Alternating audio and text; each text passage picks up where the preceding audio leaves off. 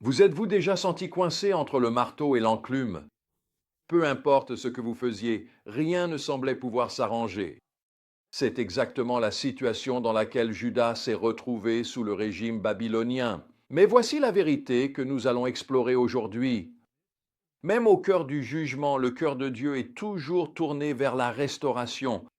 Il ne cherche pas seulement à punir le péché, il s'engage à changer les cœurs et à ramener son peuple à lui. Voilà une vérité à laquelle nous pouvons nous accrocher, peu importe ce que nous traversons.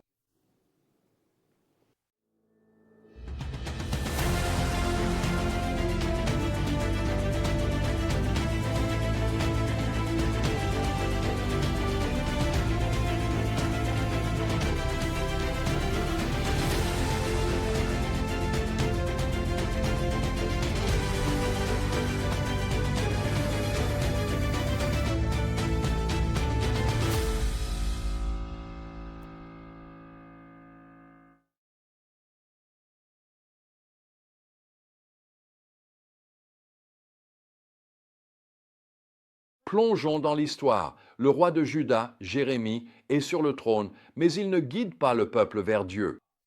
En fait, la Bible nous dit qu'il a fait le mal aux yeux du Seigneur, tout comme son prédécesseur Joachim. Jérémie avait un choix à faire. Il pouvait s'humilier et écouter le prophète de Dieu, Jérémie, ou bien ignorer les avertissements de Dieu et suivre ses propres voies. Malheureusement, il a choisi la seconde option. Il ne s'est pas humilié devant Jérémie. Et ni les prêtres, ni le peuple ne l'ont fait non plus. Au lieu de cela, ils se sont moqués des messagers de Dieu, ont méprisé ses paroles et se sont moqués de ses prophètes. Et à cause de leur rébellion, le jugement de Dieu est venu sous la forme de l'invasion babylonienne. Mais c'est là que cela devient intéressant. Même dans ce jugement, Dieu n'abandonne pas son peuple. Il envoie un message d'espérance à travers Jérémie aux exilés à Babylone. Dans Jérémie 29, Dieu leur dit de s'installer, de construire des maisons, de planter des jardins et de rechercher la paix de la ville où ils ont été emmenés. Pourquoi? Parce que Dieu a un plan pour eux. Il dit, je connais les projets que j'ai formés pour vous, des projets de paix et non de malheur, afin de vous donner un avenir et de l'espérance. Waouh, c'est une promesse puissante. Dieu dit, même si vous êtes en exil, je suis toujours avec vous. Je continue d'agir et je vais vous ramener. Mais tout le monde ne reçoit pas ce message d'espérance. Pour ceux qui sont restés à Jérusalem et ont continué à se rebeller contre Dieu, il y a un message de jugement. Jérémie les décrit comme, je cite, de mauvaises figues, tellement pourries qu'on ne peut pas les manger.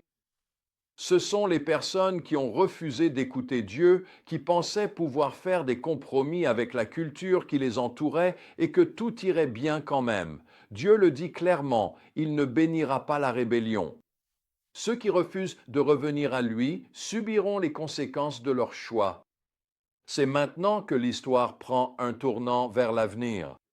Dans Jérémie 31, Dieu promet une nouvelle alliance.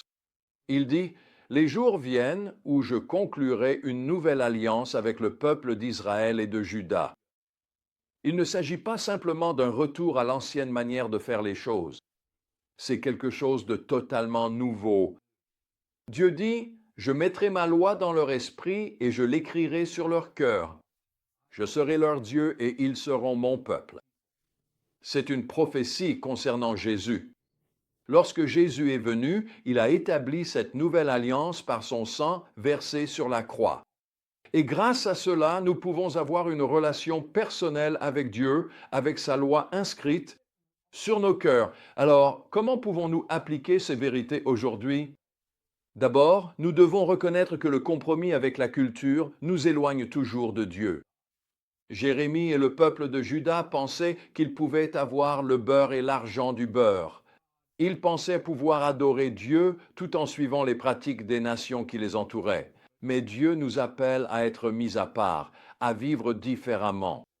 Lorsque nous faisons des compromis, nous perdons notre efficacité pour le royaume de Dieu, tout comme la ceinture de lin abîmée que Jérémie avait cachée dans les rochers.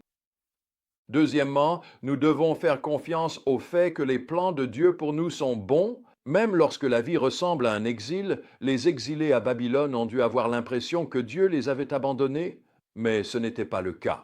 Il était avec eux, accomplissant son plan pour leur avenir. Il en est de même pour nous. Même dans nos moments les plus sombres, Dieu continue d'agir. Il ne nous a pas oubliés. Il a toujours un plan, et c'est un plan pour notre bien. Et enfin, nous devons accueillir la nouvelle alliance que Jésus a établie. Dieu ne veut pas que nous nous contentions de suivre les rituels religieux. Il veut une relation avec nous.